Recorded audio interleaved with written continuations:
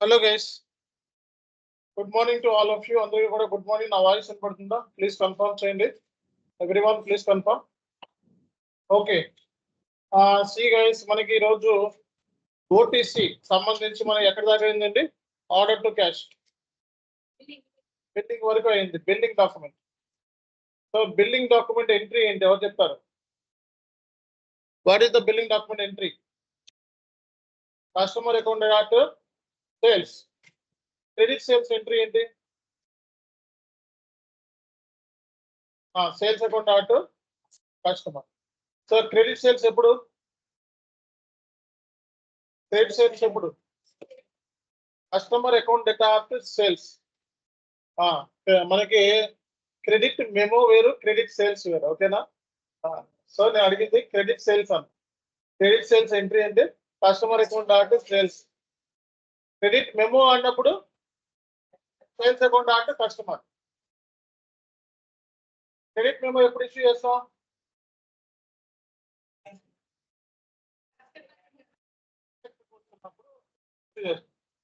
Okay. So last class లో మనం interview questions అయిపోయినాయి. లాస్ట్ క్లాస్ లో మనకి ఇంటర్వ్యూ క్వశ్చన్స్ అయిపోయినాయి అకౌంట్స్. సో మనకి ఇప్పుడు మెయిన్ ఏంటంటే సేల్స్ ఆర్డర్ రిలేటెడ్ అయిపోయింది. సేల్స్ ఆర్డర్ లేకుండా చేద్దాం మనం. సేల్స్ ఆర్డర్ లేకుండా ఇన్వాయిస్ ఉంటుందా? సేల్స్ ఆర్డర్ లేకుండా కూడా ఇన్వాయిస్ ఉంటుంది. సేల్స్ ఆర్డర్ లేకుండా కూడా ఇన్వాయిస్ ఉంటుంది. సో మరి టీ కోడ్స్ ఏంటి, ఎస్ఐపిలో మనం ఎలా చేయాలనేది మనం చూద్దాం మరి.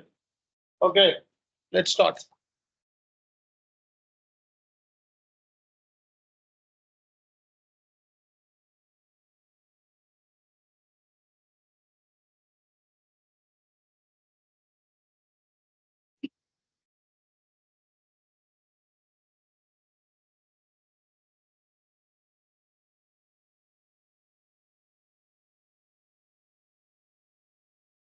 జనరల్ ఎంట్రీ రాకపోతే ఎట్లాగా? అకౌంట్ కింద చేయలేవు జాబ్. జనరల్ ఎంట్రీ అనేది లేకపోతే ఎలాగండి? 71 బ్యాచ్ అయిందాక మనం చెప్పింది 71 అయినా. సో ఏ బ్యాక్గ్రౌండ్ మేడం మీది ఏ బ్యాక్గ్రౌండ్? అకౌంట్. మరి అకౌంట్స్ కి జనరల్ ఎంట్రీ రాకపోవడం ఏంటి? బీకామ్ లో ఎన్ని ఉంటాయి, ఇంటర్మీడియట్ నుంచే ఉంటాయి జనరల్ ఎంట్రీ, డెబిట్ పేజ్. నాదే బ్యాక్గ్రౌండ్ బిఎస్సి, తర్వాత సిఎంఏ. ఓకే, బిఎస్సి నుంచి. సో నాకే డెబిట్ క్రెడిట్స్ ఫస్ట్ ప్రాబ్లం అయ్యేది కూడా. డెబిట్ ఎందుకు వస్తుందో, క్రెడిట్ ఎందుకు వస్తుంది, ఈ డెబిట్ క్రెడిట్స్ ఏంటి అన్నది అర్థం చేసుకోవడం సంవత్సరం పట్టింది. అర్థమైందా? ఇప్పుడు కూడా ఇంకా అది అలాగే మిగిలిపోయింది. ఇప్పుడు కూడా ప్రాపర్ గా రాదు, అన్నీ రావు. కొన్ని ఉంటాయి, అవన్నీ చదువుకోవడం చేసుకోవడం అన్నీ రావు. మీకు కూడా రావు, నాకు తెలుసు. కానీ అంత చెప్పుకుంటున్నా ఓపెన్ గా, అది పరిస్థితి, తప్పదు. సో కాబట్టి రికార్డింగ్ అంటే వాట్ ఈస్ రికార్డింగ్? రికార్డింగ్ అంటే ఏంటి? Recording of all transactions in SAP లో రికార్డ్ చేయాలి ఫస్ట్. తర్వాత ఏం చేయాలి? రికార్డ్ చేస్తే ఏమవుతుంది? ఎస్ఏపీలో ఆటోమేటిక్ గా లెడ్జర్ పోస్టింగ్ అయిపోతుంది. లెడ్జర్ లో పోస్ట్ చేయాల్సిన అవసరం లేదు, ఆటోమేటిక్ అంతా ఎస్ఏపి. వన్స్ ట్రాన్సాక్షన్ రికార్డ్ చేసి పోస్ట్ చేసావా, ఆటోమేటిక్ గా లెడ్జర్ రెడీ అయిపోతే, ఆటోమేటిక్ గా రిపోర్ట్స్ రెడీ అయిపోతే, ఆటోమేటిక్ ఫైనాన్స్ స్టేట్మెంట్ రెడీ అయిపోతుంది. అంతా ఆటోమేటిక్ గా. అదే మామూలు నార్మల్ అకౌంట్స్ లో అనుకోండి, ఎక్సెల్ షీట్ లో అట్లా వేసుకుంటాం కదా, అట్లా ఏం చేస్తాం, మామూలుగా ఆల్ ట్రాన్సాక్షన్స్ అన్ని ఒక చోట రాస్తాం, తర్వాత లెడ్జర్ పోస్ట్ చేస్తాం. Ramaiah account, Sita account, Mohan account, అలా రెంట్ అకౌంట్, సాలరీ అకౌంట్, అలా. అంటే మనం ఇలా గీతకి వేసుకుంటాం మధ్యలో ఇలాగా. అవునా కదా?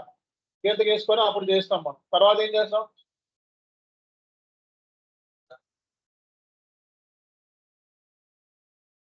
బ్యాలెన్స్ షీట్ కాదు, ట్రయల్ బ్యాలెన్స్. ట్రయల్ బ్యాలెన్స్ లో పోస్ట్ చేసి ఆ తర్వాత మనకి బ్యాలెన్స్ షీట్ లో పోస్ట్ చేస్తాం.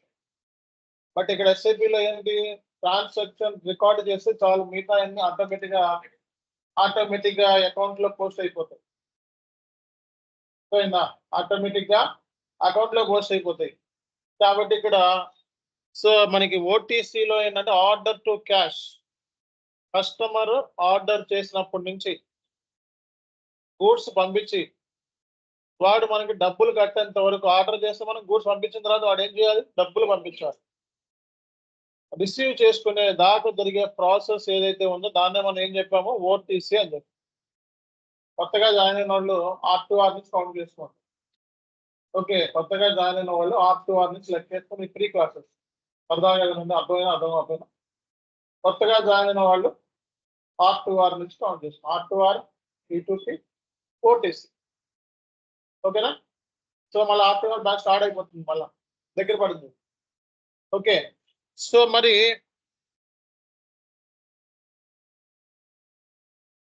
మరి ఈరోజు మనం customer invoice on credit basis without sales order.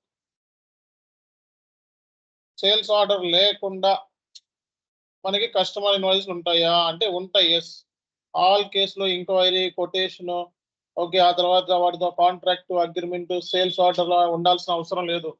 FI customer, finance related, అమ్మాము, డబ్బులు ఇచ్చాడు, అయిపోయింది. ఓకే, సో ఇలా కూడా ఉంటాయి. సో కాబట్టి credit sales without sales order లేకుండా మనకి ఎంట్రీ ఏంటి?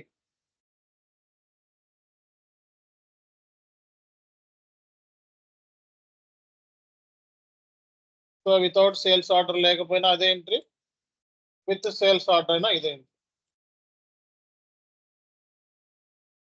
సో మరి SAPలో దీనికి టీ కోడ్స్ ఏమైనా ఉన్నాయా?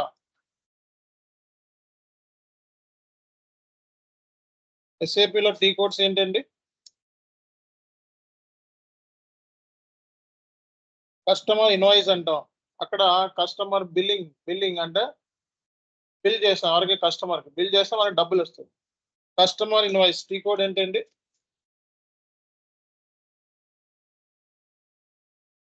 FB70 లేదా F-22. FB70లో ట్రాన్సాక్షన్ బుక్ చేస్తాం వితౌట్ సేల్స్ ఆర్డర్. FB70 లేదా F-02.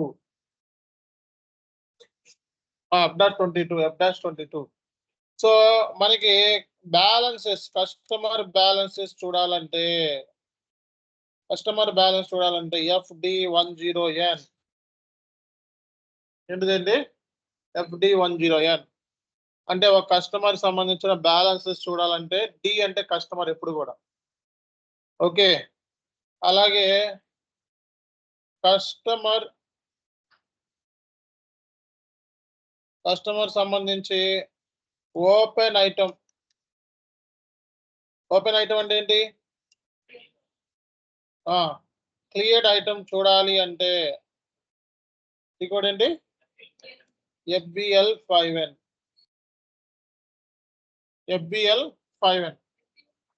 FBL1N vendor. FBL5N customer సంబంధించి. ఇప్పుడు SAPలో ట్రాన్సాక్షన్ రికార్డ్ చేయాలంటే టీ కోడ్స్ అన్నమాట అంతా. SAPలో ఏదైనా ట్రాన్సాక్షన్ పోస్ట్ చేయాలంటే దేని ద్వారా పాసిబుల్ అవుతుంది? టీ కోడ్ అంటే ఏంటి? Transaction code. SAPలో ఏది పోస్ట్ చేయాలన్నా త్రూ ట్రాన్సాక్షన్ కోడ్. అర్థమైందా? సో కాబట్టి customer invoice T code FB70 T code. అలాగే మరి రివర్సల్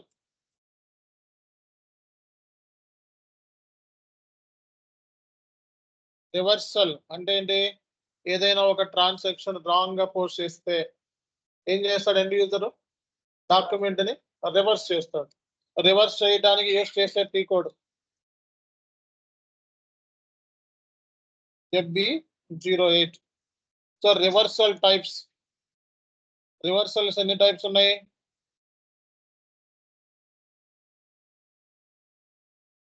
ఉన్నాయి? స్టాండర్డ్ రివర్సల్ ఆఫ్ రివర్సల్,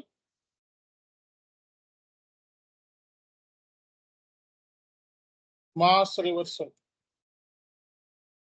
మాట్లాడకూడదండి ఇవి.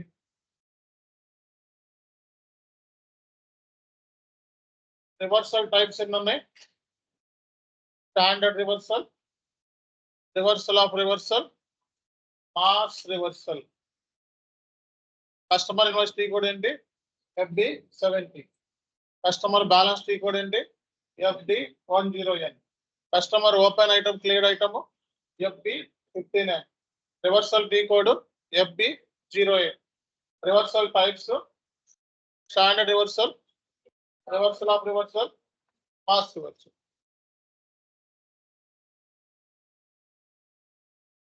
డాక్యుమెంట్ ఎప్పుడు రివర్స్ చేస్తాం? డాక్యుమెంట్ ఎప్పుడు రివర్స్ చేస్తాం? డాక్యుమెంట్ పోస్టింగ్ రాంగ్ అయినప్పుడు. పోస్టింగ్ రాంగ్ అంటే ఏం రాంగ్ పోస్ట్ చేస్తాం? Amount, document date, reference number, business area, cost centre, profit centre, ఇవి కూడా రాంగ్ గా చేసుకొని పోస్ట్ చేస్తాం. మనకి ఏం చేస్తాం మనం? రివర్స్ చేస్తాం. అంటే రివర్స్ అంటే ఏంటి? ఇప్పుడు customer account add to sales అనుకో, sales account add to customer అంటే ఏముంది? నల్లిఫై అయిపోయినట్టే కదా, ప్లస్ మైనస్ 0.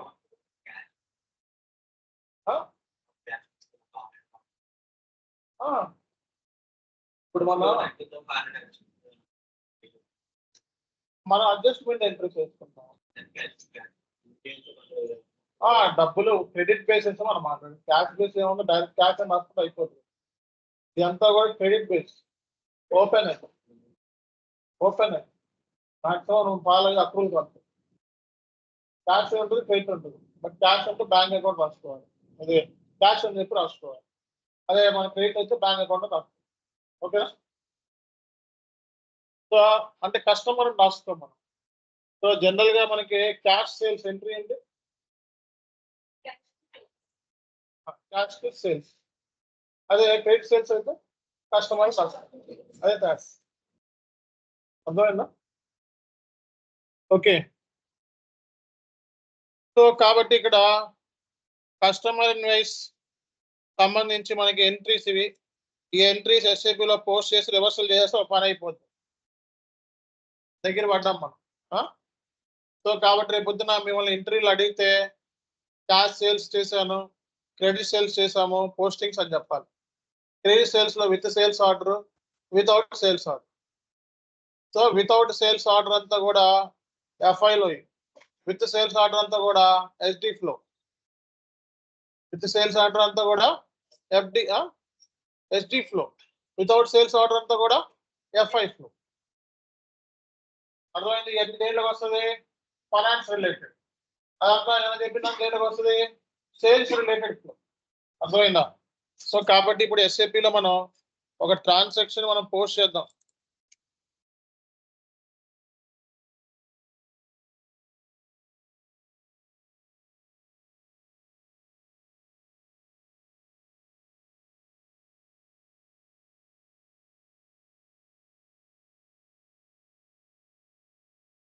చిన్న సెటప్ చేసుకుంటాను.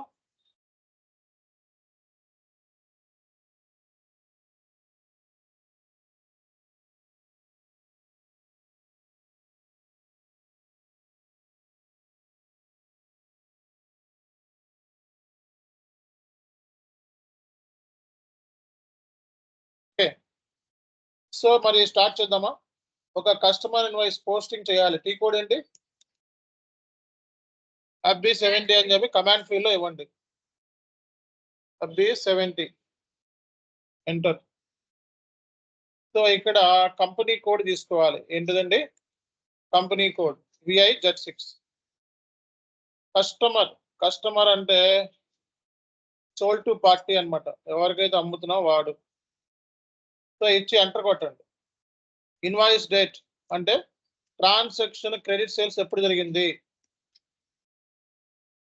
ట్రాన్సాక్షన్ క్రెడిట్ సేల్స్ ఎప్పుడు జరిగింది? దాన్నే మనం ఏం చెప్తామో ఇన్వాయిస్. తర్వాత ఎంటర్ కొట్టండి. సో ఇక్కడ బేసిక్ డేటాలో ఇక్కడ బేస్ లైన్ డేట్ అంటే పేమెంట్, కస్టమర్ ఎప్పుడు పేమెంట్ చేస్తాడు. బేస్ లైన్ డేట్ అంటే ఏంటి? కస్టమర్ పేమెంట్ ఎప్పుడు చేస్తాడు. సో ఇక్కడ ప్రతి డాక్యుమెంట్ కి ఏముంటుంది? రియల్ టైంలో రెఫరెన్స్ ఉంది. ఈ రిఫరెన్స్ బేస్ చేసుకొని పేమెంట్ చేస్తాం. ఓకే, సో అమౌంట్ ఇది. సో అలాగే పేమెంట్ టర్మ్స్, ఒకవేళ దీంట్లో ఏమైనా క్యాష్ డిస్కౌంట్స్ కావాలనుకోండి, సో ఇది తీసుకుంటాం. క్యాష్ డిస్కౌంట్ ఇదేం చెప్తుంది 005. సో నువ్వు కనుక ఇన్వాయిస్ 10 days లో పేమెంట్ చేస్తే క్యాష్ డిస్కౌంట్ ఎంత 3%. 20 days లో కనుక కస్టమర్ డబ్బులు కడితే ఎంత ఇస్తామని మా వాగ్దానం చేసాం 2%. 30 days లో పేమెంట్ చేస్తే ఎంత ఇస్తామని వాగ్దానం చేసాం 30 days లో నో డిస్కౌంట్. అంటే మనం పేమెంట్ టర్మ్స్ లో ఏముంటది, డ్యూ డేట్ ఉంటుంది. పేమెంట్ టర్మ్ లో ఏముంటది, ఇన్వాయిస్ ఎప్పుడు డ్యూ డేట్ అవుతుంది అని ఎలా తెలుస్తుంది, based upon the payment term. Instalment ఎప్పుడు కట్టాలని తెలుస్తుంది, దేని బట్టి తెలుస్తుంది, based upon the payment term. Payment term లో ఇవన్నీ. పేమెంట్ టర్మ్ అంటే ఇక్కడ మనకి పేమెంట్ టర్మ్స్ అనేవి కాంట్రాక్ట్ రాసుకునేటప్పుడు పేమెంట్ టర్మ్స్ మాట్లాడుకుంటాం, ఎప్పుడు కడతావు అని కస్టమర్ తో, అవునా కదా. సో కాబట్టి పేమెంట్ టర్మ్ 0001 అంటే ఈ రోజే ఇన్వాయిస్, ఈ రోజే పేమెంట్, ఈ రోజే కట్టేయాలి, ఇమీడియట్ కట్టాలి. ఈ రోజు కట్టకపోతే రేపొద్దున ఏమవుతుంది, ఓవర్ డ్యూ. ఈ రోజు డ్యూ, ఈ రోజు కట్టకపోతే టుమారో ఏమవుతుంది, ఓవర్ డ్యూ. సో కాబట్టి ఇక్కడ కనపడేదంతా కూడా హెడర్ డేటా అంటారు. ఏమంటారు, హెడర్ డేటా. హెడర్ డేటాలో ఏమొస్తుంది చదవండి ఒకసారి.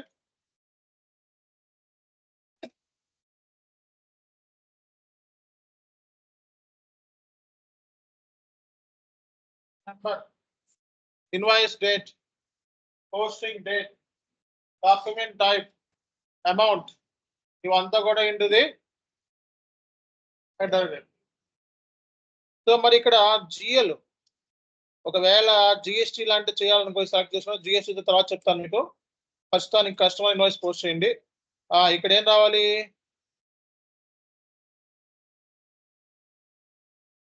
చెప్పాలి సేల్స్. ఇక్కడ సేల్స్ ఇన్కమ్ అని చెప్పి తీసుకుంటున్నాను. ఓకే, ఇక్కడ మనం స్టార్ ఇచ్చామనుకో డెబిట్ లో ఉన్న అమౌంట్ మళ్ళీ క్రెడిట్ కి ట్రాన్స్ఫర్ అయిపోతుంది. సో మీరు అక్కడ మళ్ళీ ₹1,00,000 అని చెప్పి రాయాల్సిన అవసరం లేదు. స్టార్ ఇస్తే ఏంటి, డెబిట్ అమౌంట్ ఏదైతే ఇచ్చానో అది క్రెడిట్ కి ట్రాన్స్ఫర్ అయిపోతుంది. సో నెక్స్ట్ మనకి, సో ఇది క్రెడిట్ సేల్స్ కాబట్టి ఇక్కడ టెస్ట్ దగ్గర క్రెడిట్ సేల్స్ అని చెప్పి ఇచ్చాను. ఇప్పుడు ఎంటర్ కొడితే ఏమైనా అడ్రస్ వద్దామో చూద్దాం. ఇక్కడ గ్రీన్ కలర్ లో చూపిస్తుంది, అంటే లైన్, ఈ లైన్ ఐటమ్, వీటిని ఏమంటాం మనం, లైన్ ఐటమ్ అంటాం. దీన్ని ఏమంటాం, header record. So line item లో ఏముంటుందో ఒకసారి చెప్పండి. GL account, short text, debit credits, amount, okay, tax, validate, text, company code, cost centre, internal order, profit centres, ఇవన్నీ ఉంటాయి. ఇప్పుడు మనం ఏం చేయాలి, దీన్ని సిమ్యులేట్ చేస్తే ట్యాక్స్, విత్ హోల్డింగ్ ట్యాక్స్ కూడా అప్లికబుల్ అయిపోయింది. ఈ కస్టమర్ మాస్టర్ డేటాలో విత్ హోల్డింగ్ ట్యాక్స్ ఉందండి, కస్టమర్ కి విత్ హోల్డింగ్ ట్యాక్స్ అప్లై అవుద్ది, బ్యాక్ ఎండ్ లో సెటప్ చేస్తా, అందుకే ఇది విత్ హోల్డింగ్ ట్యాక్స్ కూడా కాంటాక్ట్. అంటే ఈ ప్రొవైడ్ చేసే సర్వీస్ మీద, ఓకే, సో ట్యాక్స్ అనేది విత్ హోల్డింగ్ ట్యాక్స్ కూడా అప్లై అవుతుంది. కాబట్టి విత్ హోల్డింగ్ ట్యాక్స్ ఎప్పుడు కూడా ఎక్కడి నుంచి పిక్ అవుద్ది, మాస్టర్ డేటా నుంచి పిక్ అవుద్ది. ఎక్కడి నుంచి పిక్ అవుద్ది, మాస్టర్ డేటా. అంటే కస్టమర్ మాస్టర్ డేటాలో వీరికి 1% విత్ హోల్డింగ్ ట్యాక్స్ అని చెప్పి మనం అప్లై చేసాం, అందుకే ఇది వచ్చింది. ఓకేనా. సో కాబట్టి సో నువ్వు చేయాలి, విత్ హోల్డింగ్ ట్యాక్స్ రావాలి అంటే నువ్వు ఏం సెలెక్ట్ చేయాల్సిన అవసరం లేదు, ఆటోమేటిక్. ఓకేనా. సో ఇప్పుడు మనం జస్ట్ సేవ్ చేస్తే పోస్ట్ అయిపోయింది. అర్థమైందా, సేవ్ చేస్తే పోస్ట్ అయిపోయింది. డాక్యుమెంట్ పోస్ట్ అయిన తర్వాత మనం పైకి వెళ్ళి డిస్ప్లే డాక్యుమెంట్ అనేది చూడొచ్చు. అలాగే డాక్యుమెంట్ డిస్ప్లే చేయాలంటే యూస్ చేసే టీ కోడ్,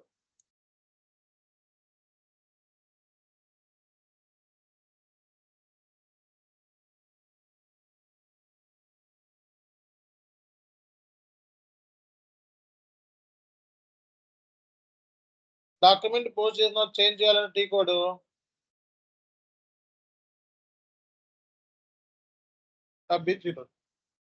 సో ఇప్పుడు నేను FB03 అంటే ఏంటో చూపిస్తాను చూడు. డాక్యుమెంట్ నెంబర్ ఎంత 524.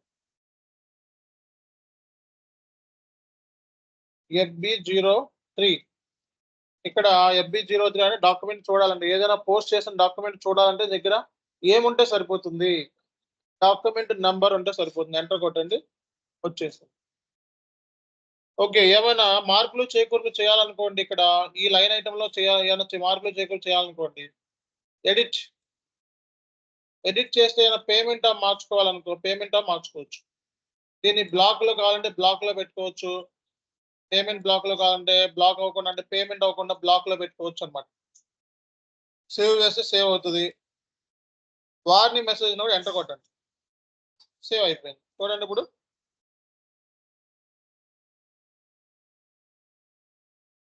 అంటే ఎడిటబుల్ అయ్యేవి మాత్రమే చేంజ్ చేయగలరు. బ్యాక్ అండ్ ఒక రూల్ రాస్తారు, ఓన్లీ ఇవి మాత్రమే ఎడిట్ అవ్వాలని. ఆ ఎడిట్ అయ్యే రూల్ మాత్రమే అయ్యేవి మాత్రమే ఎడిట్ అవుతాయి, మిగతా అవ్వవు. అమౌంట్ ని చేంజ్ చేయలేవు, డాక్యుమెంట్ డేట్ ని చేంజ్ చేయలేవు పోస్ట్ చేసిన తర్వాత.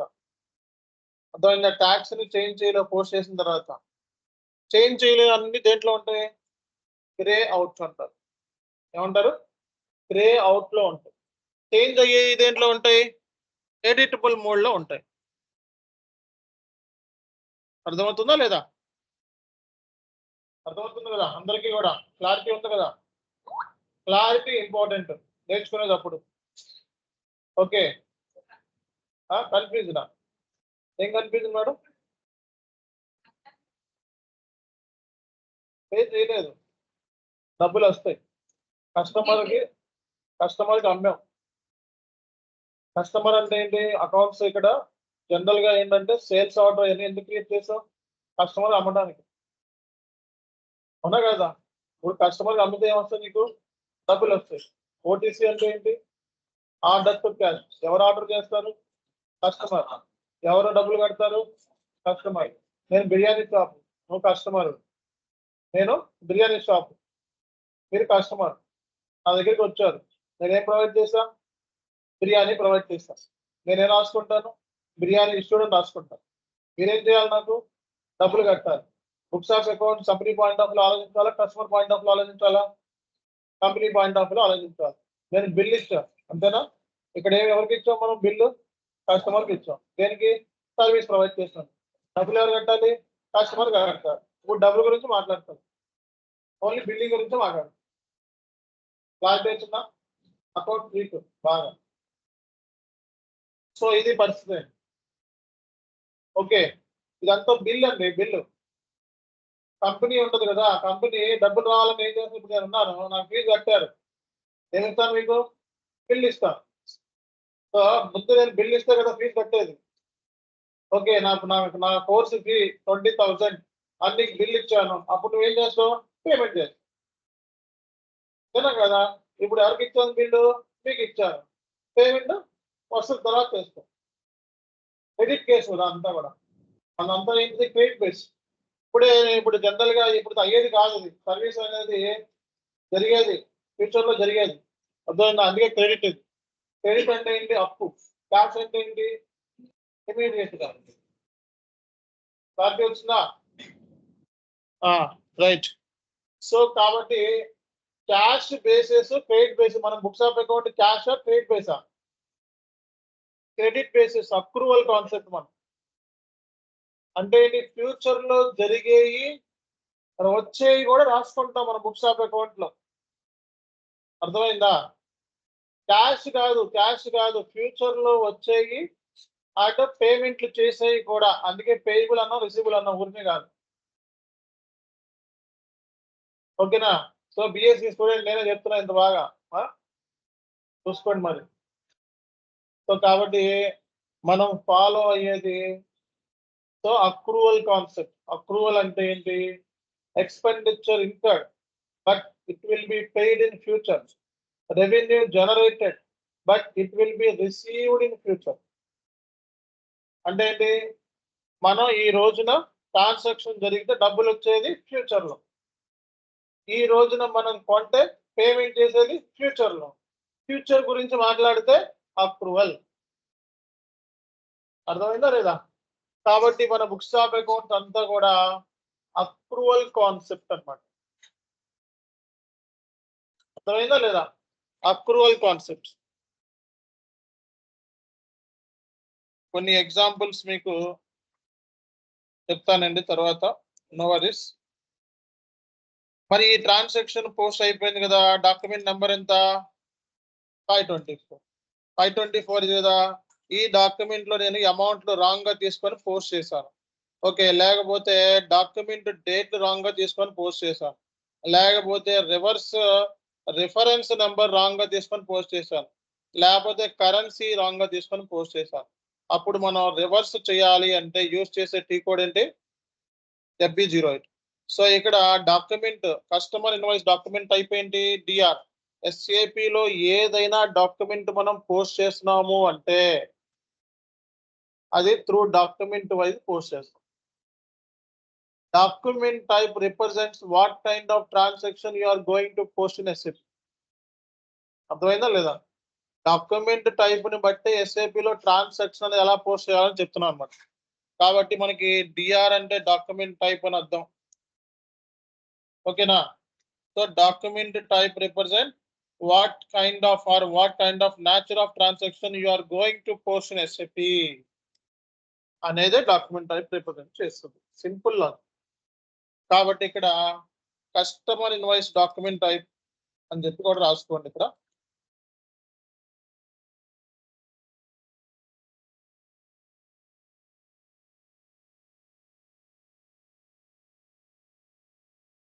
సేల్స్ ఆర్డర్ తో కూడా బిల్లింగ్ ఉంది కదా. బిల్లింగ్ డాక్యుమెంట్ అయిపోయింది నేను చెప్పుకున్నది REనా? RE కూడా కాదు. ఏం చెప్పుకున్నా? ఎవరు చెప్తారు?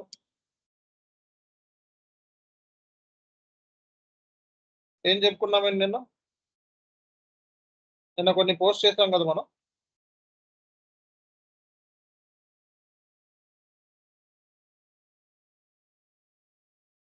RV రాసుకోండి. సేల్స్ ఆర్డర్ తో మనకి RV. సేల్స్ ఆర్డర్ అయితే RV, సేల్స్ ఆర్డర్ లేకుండా అయితే DR.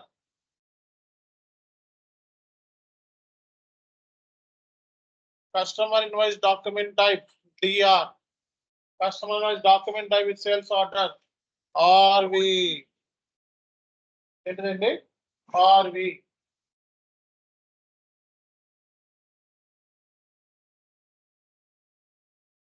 సో మరి ఓపెన్ ఐటమ్ అంటే ఏంటి? ఓపెన్ ఐటమ్ అంటే ఏంటి? ఓపెన్ ఐటమ్ అంటే ఏంటి?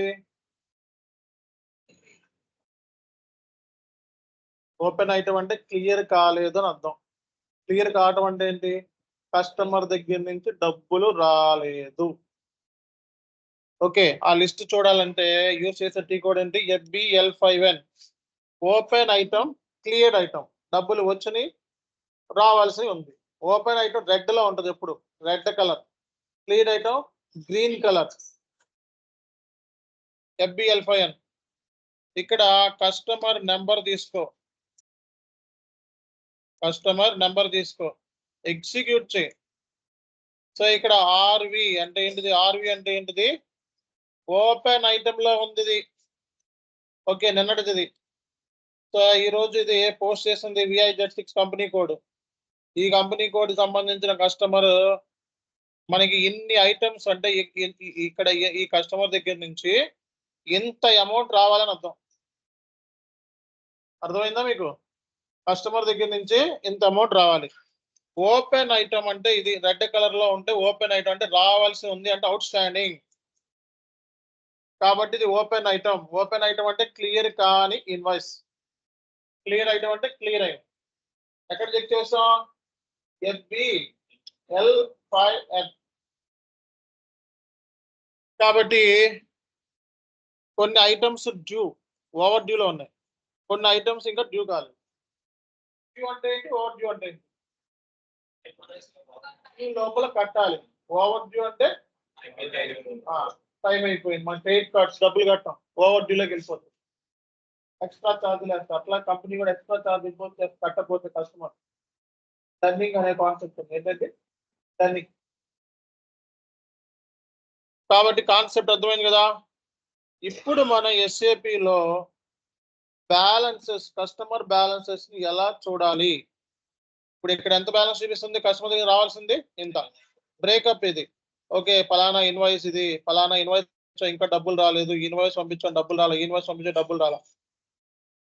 ఓకే, సో మరి FD10N కస్టమర్ సంబంధించిన బ్యాలెన్సెస్ ని చెక్ చేయాలంటే యూజ్ చేసే టీ కోడ్ ఏంటి? FD10N. ఇక్కడికి వెళ్ళి కస్టమర్ బ్యాలెన్స్ సంబంధించిన కస్టమర్ నెంబర్ తీసుకొని ఎగ్జిక్యూట్ చేస్తే ఈ కస్టమర్ దగ్గర నుంచి రావాల్సిన సొమ్ము ఇంత. సో ఇంతే కదా, ఇది కూడా ఇంతే కదా. ఇది క్యుములేటివ్ బ్యాలెన్స్. ఈ బ్యాలెన్స్ ఫైనల్ గా 8th మంత్. 8th అంటే ఏంటనుకున్నారు? April, May, June, July, August, September, October, November, December. Books of account April లో స్టార్ట్ అవుతుంది ఇండియన్. ఏప్రిల్ అంటే 8th మంత్ జరుగుతుందని అర్థం. ఓకే, దేని బ్రేకప్ ఎంత, దీనికి రావాల్సిన ఎంత. బ్రేకప్ అంటే మళ్ళీ అదేదో బ్రేకప్ అనుకోబాకండి. లవ్ బ్రేకప్ కాదు, ఎస్ఏపి బ్రేకప్. సో చూడండి ఇక్కడ, ఇదిగోండి ఇంత అమౌంట్ రావాలండి.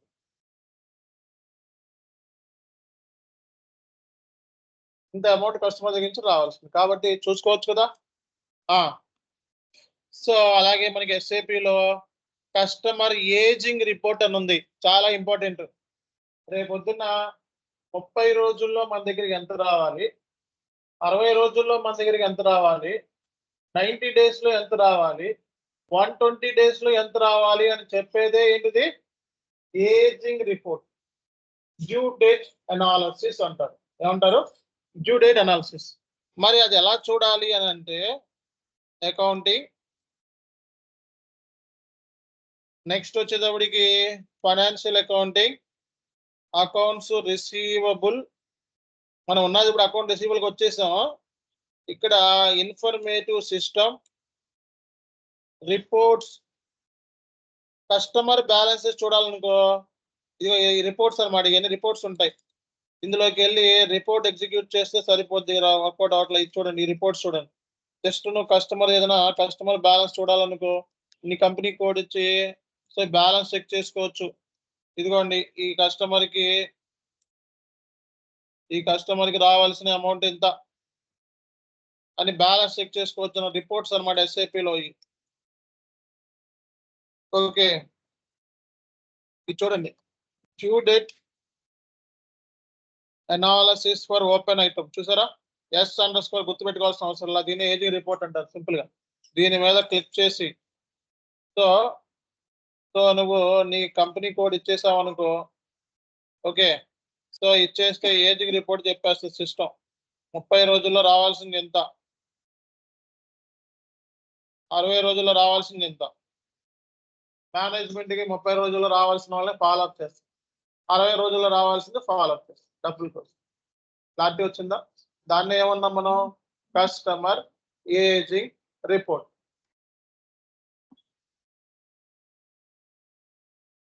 ఓకేనా? Customer ageing report. అందరికి క్లారిటీ వచ్చింది కదా. కాబట్టి కస్టమర్ ఏజింగ్ రిపోర్ట్ అంటే అందరికీ తెలిసిపోయింది. ఇప్పుడు మనకి రెండింటి గురించి కూడా డిస్కస్ చేసాం. రివర్స్ చేయాలి అంటే సో మన దగ్గర డాక్యుమెంట్ నెంబర్ ఉంటే సరిపోతుందండి. ఇందాక మన డాక్యుమెంట్ నెంబర్ ఎంత గుర్తుందా ఎవరికైనా? 521 524. సో FB08కి వెళ్ళి 524 డాక్యుమెంట్ రివర్స్ చేసే. సో 524 డాక్యుమెంట్ ని రివర్స్ చేసేటప్పుడు కంపల్సరీగా ఏమి ఇవ్వాలి? Reversal reason, wrong posting. So display before reversal చేయక ముందు ఇది. రివర్సల్ చేసిన తర్వాత డెబిట్లలో క్రెడిట్ అయిపోతే, క్రెడిట్లలో డెబిట్ అయి నల్లిఫై అయిపోతుంది. అర్థమైందా? సో మరి రివర్సల్ చేయాలంటే జస్ట్ సేవ్ చేయి, అయిపోయింది రివర్సల్. ఓకేనా? సో మరి రివర్సల్ చేసిన డాక్యుమెంట్ నెంబర్ ఎంత? 224. దాన్ని మళ్ళీ రివర్స్ అంటే ఇందాకదే కరెక్ట్, ఇది కాదన్నాం. రివర్స్ చేసిన తర్వాత రివర్సల్ ఆఫ్ రివర్స్ అంటే రివర్స్ చేసిన డాక్యుమెంట్ ని మళ్ళీ రివర్స్ చేయడాన్ని రివర్స్ అంటే 235 మళ్ళీ ఇక్కడ ఇచ్చేసి చెక్ చేసుకో పోస్ట్ చేయక ముందు దీన్ని మళ్ళీ రివర్స్ చేస్తున్నా అంటే సేవ్ అయిపోయింది. ఏమడుగుతుంది document is okay okay okay okay document includes already clear reversal not possible అని. ఇది పాసిబుల్ అవుతుంది, ఇది పాసిబుల్ అవుతుంది. వేరే జనరల్ లెజర్లో అయితే రివర్సల్ అవుతుంది. మాస్ రివర్సల్ అంటే F.80 T code F.80 mass reversal అంటే ఏంటి ఒకే F.80 దీంట్లో నువ్వు కంపెనీ కోడ్ తీసుకొని ఒక 20-30 డాక్యుమెంట్లు మనం రివర్స్ చేసేయచ్చు అనమాట. ఇక్కడ డాక్యుమెంట్ నంబర్లన్నీ ఇచ్చేసి ఒక 20-30 డాక్యుమెంట్లు ఒకేసారి బల్క్ లో రివర్స్ చేసేయచ్చు. దాన్నే మనం ఏమంటాం మాస్ రివర్సల్ అంటారు. ఓకేనా? సో కాబట్టి మొత్తం మనకి F.80 అని చెప్పి టీ కోడ్ రాసుకోండి. F.80 standard reversal T code ఏంటి F.08 reversal of reversal F.08 mass reversal F.80. ఒకసారి ఇవన్నీ చదవండి.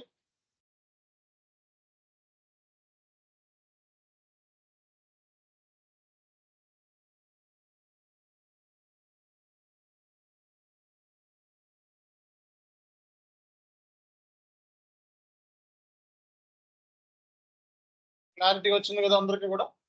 రైట్, ఇది చార్ట్ లో పెడుతున్నాను.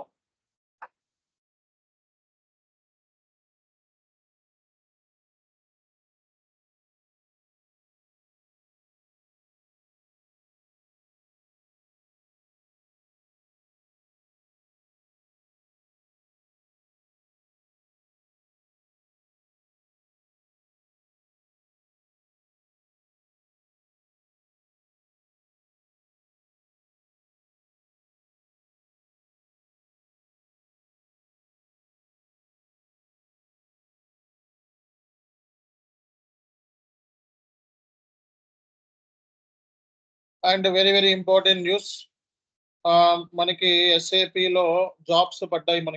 మన ఇన్స్టిట్యూషన్ కాంటాక్ట్ అయ్యారు.